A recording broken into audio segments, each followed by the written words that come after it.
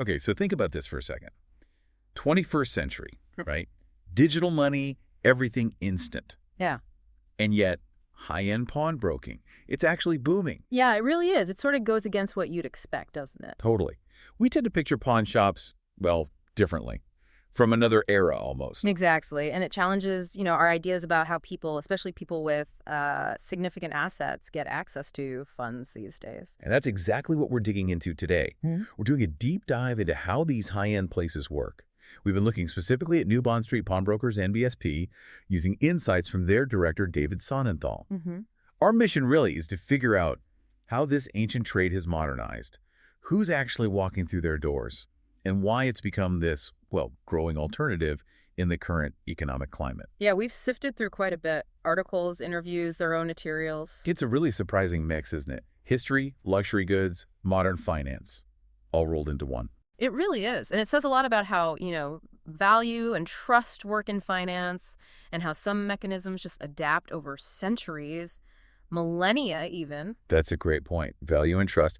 So how far back do we need to go to really get why it's having this moment now? Well, to understand why it's still around, you really have to look at its origins. Pawnbroking is ancient, one of the oldest forms of trade, basically. Exchanging goods for credit. Right. Think about the symbol, the 3 golden balls. You still see it sometimes. Another one. Historically, that's linked to the Medici family in Italy. Lombardy, hugely powerful, wealthy family. Wow, okay. Now, the specific family ties, they've faded, obviously. But the symbol, it still represents that idea of community aid almost. Sure. Access to capital when you need it. So fast forward to today. Sophisticated economies, currency, ownership. Yeah. You'd think pawnbroking would be, obsolete? You might think so, but actually it's proving pretty vital for helping people manage cash flow issues, keeping things balanced financially. And what's driving that? Is it just about needing quick cash? It's partly that, but the bigger picture is interesting. The, say, austere political climate we've seen, and the fact that real purchasing power has, well, declined for many. Okay, so that makes alternative credit more attractive. Exactly, especially when you compare it to, remember those awful payday lenders like Wonga, QuickQuid. Oh, yeah. Terrible reputation. Rightly so. They were seen as savagely extortionate, leading to pretty quick legislation, FCA price caps. They were causing real problems for people. So how does high-end pawnbroking step in as a better, maybe more ethical option in that kind of climate? Well, the fundamental difference is the collateral. Payday loans were unsecured, high interest, easy to get trapped in. Pawnbroking, especially this high-end kind, it's secured by an asset. The item you bring in. Exactly. If you can't repay the loan, you lose the item. That's it. Your debt doesn't spiral, your credit rating isn't hit in the same way. It gives you liquidity, but with a safety net, kind of. Plus, FCA regulation means there are rules, transparency. That clarity is important. It makes sense why it's seen as a needed alternative then. I remember seeing back in 2014, the Nottingham Post had this line, something like, "The ancient industry of pawnbroking enjoys modern economic revival." On the back of the credit boom, the global recession and welfare cuts. Oh, Yeah, that summed it up pretty well. And NBSP, the place we're focusing on, they've seen this firsthand. Oh, absolutely. They reported, I think, a 25% year-on-year increase in business. It just shows these collateral lenders are, well, more noticeable now. It's not some tiny niche. It's growing. Which brings us right to New Bond Street Pawnbrokers. Definitely not your average pawn shop. It's described as being nestled in a Mayfair back alley.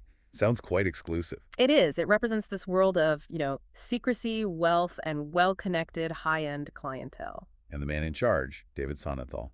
He's the fine art and antique specialist, and heir to the business. That's right. He's really built a strong reputation. Quite an interesting background, too, actually. He was a professional actor for years. Really? An actor? Yeah, quite successful. Even won the Perrier Award back in '96. Wow. So how did he end up in pawnbroking? Sort of by accident, it seems. He found the premises during an audition in 1999, but it perhaps gives him a unique perspective on, presentation and client service. That makes sense. He actually said, "We have always focused on providing specialized high-end loans, quality of service rather than quantity." Do you think that background influences that, like making the place feel more like a gallery, as he put it? I think it has to. Understanding performance, discretion, how to connect with people, that likely feeds into their whole philosophy. He said their goal is to blend the very traditional image and bring it forward to a new market, creating an open and honest method of trading. So making it feel less, well, taboo, maybe, more professional, transparent. Exactly. And this high-end variety has become genuine alternative to traditional means of accessing credit. The whole customer experience seems crucial to that. You can sort of picture it from the description of their offices, sub-ground level in Mayfair. There's a big multi-lock safe, obviously, for security. But also, you see their National Pawnbrokers Association awards the NPA awards and news articles displayed. Clean, contemporary. Right. Sonnenthal said, "It's a lot to do with customer service, and the premises is more like a gallery than a pawnbroker." And they were pioneers in this, weren't they? NBSP started in '99. Yeah, they were the first to bring this level of pawnbroking to the UK. And they maintain that with specialist teams, people who really know vintage watches, collectible cars, gems, jewelry. You need that expertise for these kinds of items. Okay, let's talk about the clients, because this is where it gets really fascinating. Who actually uses this kind of service? It's described as an eclectic and varied clientele. You've got sultans, heirs, and heiresses, apparently. Sultans, wow. But also, professional people, private individuals, collectors, brokers, dealers, entrepreneurs, managing directors. People travel from all over Europe, not just the UK. And the things they bring in. The collateral. It's not just gold rings, is it? Not at all. The range of high net worth items is incredible. Diamonds, fine jewelry, sure. But also classic cars, fine wines, fine art, antiques, rare books, designer handbags, watches, gold collections, even housing portfolios. Housing portfolios, okay. That's serious asset-backed lending. It really is. It shows how many different forms tangible wealth can take. The specific examples are just wild. They've loaned against Napoleon Bonaparte's personal possessions. Apparently so. And James Bond film props. No way. Dang, get this, items recovered from the Titanic. Seriously. Artifacts from the Titanic. That's hard to believe. It's amazing the history and value walking through their door. And it's not just old stuff. They were possibly the first pawnbroker to lend against street art back in 2006, against an original work on canvas. Huh. Ahead of the curve there. And what was their biggest deal? £1 million against an extremely rare blue diamond. £1 million for one diamond. Okay, Yeah. that defines high-end. Definitely. They've also handled Lalique jewelry, a first edition of The Prince and the Pauper inscribed by Oscar Wilde, an 18th century natural history book, Nan Goldin photos, William Blake studies, luxury yachts, rare vintage Aston Martins. It's like a museum's inventory sometimes. And sometimes it's unexpected things, too. Like a 50-year-old bottle of Glenfiddich whiskey that sold for over £17,000. Incredible. Shows value is everywhere if you know where to look. So their minimum loan is £2,000. Yeah, £2,000 minimum, but no upper limit. Okay, so this brings up a key question. Why would someone with, say, £1 million diamond or a vintage Aston Martin need a pawnbroker? You mentioned alternative autonomy. What does that mean in practice? How is it different from just going to a bank? That's a really important point, especially for these clients. Think about traditional banks. Getting a loan can take ages, lots of paperwork, credit checks, disclosing all your finances, maybe tying up multiple assets. It's slow, intrusive. Right. Not always ideal if you need funds quickly or discreetly. Exactly. A high-end pawnbroker like NBSP offers speed and discretion. You get liquidity, often very fast, against just one specific asset. No deep dive into your overall financial health, no lengthy approval committees. So it's about privacy and speed. Largely, yes. Right. Financial privacy and agility. If you need short-term capital fast, maybe for an opportunity, or you just don't want your main bank involved or don't want to explain why you need the funds, this offers a path. It's autonomy from that institutional process. That makes a lot of sense. Privacy and flexibility. Yeah. But still, you mentioned that pawnbroking can sometimes feel like a delicate or even taboo subject. It can carry that perception, yeah. Which is why places like NBSP really stress the discreet prompt service and keep transactions private and confidential. They're trying to change that perception. I think so. It's positioning it as just another financial tool, a smart option in certain circumstances. Almost like, how cryptocurrencies offered a different way of exchange outside traditional systems. Pawnbroking offers a different kind of financial freedom. It empowers the individual with assets. Okay, so let's walk through the process for you, the client. If you decide this is the route for you, how does it actually work? It sounds quite simple. It is surprisingly straightforward. Step 1, valuation. You bring your item in. They look at it, assess its current market value, and make you a loan offer based on that. And if you like the offer, If you accept, the item becomes the pledge or the pawn. Then you get paperwork. First, a pre-contract credit information agreement, then the actual credit agreement, all regulated. And that agreement sets out the terms, like how long the loan is for. Exactly. Usually at least 6 months is what they say, but shorter terms are possible. It clearly states the loan length and the interest. You also get a pawn receipt, basically your proof it's your item. Hold on to that. And there's a cooling off period. Yes, a 14-day window to change your mind, which is important. Okay, then what about getting your item back? Or No. what if you can't? Yeah. That's redemption and default, right? Right. You can get your item back anytime during the loan term just by paying back the loan amount plus whatever interest has accrued up to that point. Simple enough. If the contract period ends, NBSP will usually give you a chance to renew it, maybe by paying some of the interest. But if you decide not to renew, or you just don't want the item back anymore, That much. then NBSP keeps the item and sells it. They need to recover the loan amount they gave you. But, and this is crucial, if it sells for more than what you owed, that surplus money comes back to you. Oh, really? That's quite fair. It is. And equally important, if you decide not to redeem it, you don't owe them anything else. You don't make any repayments. You just lose the item. No further debt. That is a massive difference from a bank loan defaulting. That's a real safety net. Okay. Okay, so for people listening, let's talk practicalities. The money side. What are the interest rates like, and what are the big advantages? Okay, interest. It's generally a little higher than what you would get on a loan from a high street bank. That makes sense, given the speed and lack of credit checks. But lower than payday loans. Oh, significantly lower. Miles lower than those. They quote rates daily, monthly, and also as an APR, the annual percentage rate, so you can compare it clearly. Repayment is typically one lump sum at the end of the loan plus all the interest. Okay. Though, as he said, extensions are often possible, usually if you pay some interest down. And the main benefits for the client. Big ones. First, you get a loan without it affecting your credit rating. Huge. Second, it's fast and easy. Often, money on the day. Wow. Okay. Third, you only pay interest for the time you actually borrow the money. No penalties for paying back early.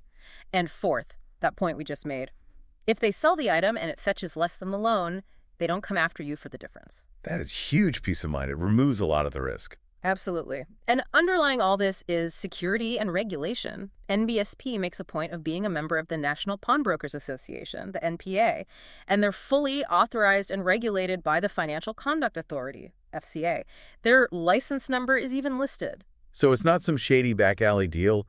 It's regulated finance. Exactly. There are stringent controls, especially for those really high-value items like cars or yachts. They have procedures to make sure someone doesn't just, sail off into the sunset with the collateral. Your assets are physically secure. Okay, so we've covered getting the loan, the process, the safety. But it seems NBSP offers more than just loans. Their expertise helps people understand the value in their assets, right? Even use them strategically. Yes, absolutely. They offer advice, essentially. First, they stress personal research. You, as the owner, should really try to have a good working knowledge of what your asset is worth in the current market. Do your homework. Right. But they also point out there's often a gap, a fine line between a seller's valuation and what a buyer is going to pay. A good pawnbroker with their market insight can help bridge that. NBSP even offers free appraisals. That's useful. And you mentioned strategic use. Yeah, this is clever. Some collectors will actually take out a short-term loan on an item they already own before going to an auction to get quick cash liquidity so they can bid on new items at the auction. Then, after the auction, maybe they sell something else or use other funds to repay the pawnbroker loan. It's using assets to leverage acquiring more assets. That's smart, using your collection to grow your collection. Exactly. And they also advise market awareness. Keep your finger on the pulse. What's hot in the art world? Which artists are rising? How are commodity prices moving for metals and stones? And finally, use your peer network. Talk to other collectors, enthusiasts. They're a great sounding board for value. All great practical advice. This connects to something broader you mentioned earlier, this idea of a shrinking upper middle class in Britain today. How does that fit into the picture of NBSP's clients? It's an interesting sociological angle. There was a TV program, Posh People, Inside Tatler, that explored how that traditional upper middle class is facing new economic pressures. Right. Things changing. Yeah. And the suggestion is that some of NBSP's clients might fit this profile. Families that were previously very comfortable, maybe landed now feeling the pressure a bit. They're turning to these alternative lines of credit, maybe to maintain a certain lifestyle or manage expenses without having to sell prized possessions or go through banks, perhaps trying to claw back some of their premillennial wealth or just manage cash flow differently. So it's not always about distress, but maybe about maintaining stability or status in a changing economy, using assets smartly. It could well be. It suggests an evolution in how established West is managed, and it seems likely that firms like New Bond Street pawnbrokers who cater to this specific need will continue to ride the wave of high-end broking. And central to NBSP's story, as we touched on, is David Sonnenthal and his unusual path from award-winning actor. Right, successful showbiz career from 17 to 26, then almost stumbling into pawnbroking in 99 after that audition near the future NBSP site. He saw the potential and really ran with it, becoming a pioneer for this modern high-end model in the UK. And he's clearly respected in the field. Multiple NPA awards. Yeah, loads of them. 2023, 2022, 2021, 2019, 2008. He's a regular media figure, too. You might have seen him as the resident dealer on Channel 4's popular Four Rooms TV series. Blending those worlds. What a fascinating journey. Okay, so wrapping this up, this deep dive, looking especially through the lens of NBSP, it really paints a picture of high-end pawnbroking as, well, a sophisticated financial tool. It's regulated, it's discreet, Serves a really diverse group of people. and offers this fast, quite ethical alternative to traditional credit, particularly now with economic shifts happening. It's this strange but compelling mix of luxury, history, and just practical finance. It definitely makes you reconsider what wealth means, how liquidity works, even those social perceptions around borrowing. Absolutely.